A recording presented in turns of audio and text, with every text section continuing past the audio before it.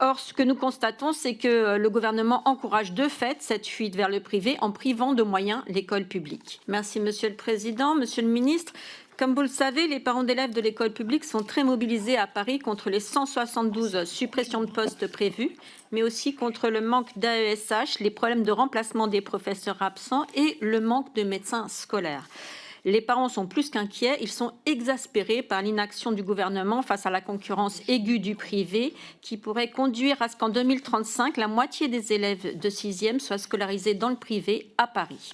La conséquence, c'est le recul de la mixité sociale puisque 55% des élèves issus de classes très favorisées sont déjà inscrits dans des écoles et des collèges privés.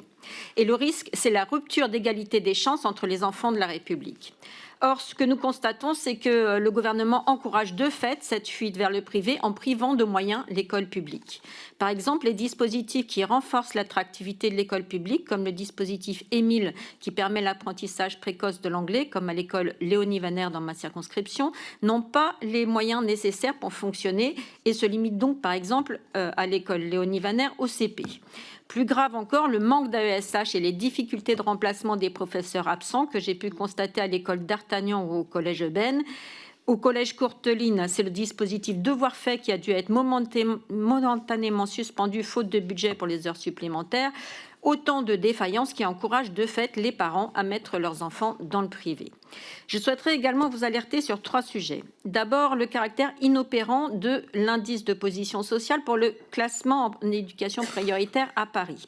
Pourquoi? Parce que les inégalités de revenus sont particulièrement élevées à Paris et l'IPS étant une moyenne, il ne rend pas compte de la proportion d'élèves issus de familles défavorisées ni des situations sociales particulières comme les enfants vivant en foyer d'hébergement d'urgence ou les enfants de forains, comme c'est le cas par exemple sur les écoles du 52 rue de Vatigny ou 315 rue de Charenton, qui sont 2 écoles d'ailleurs dans lesquelles sont prévues des fermetures de classes à la rentrée 2026.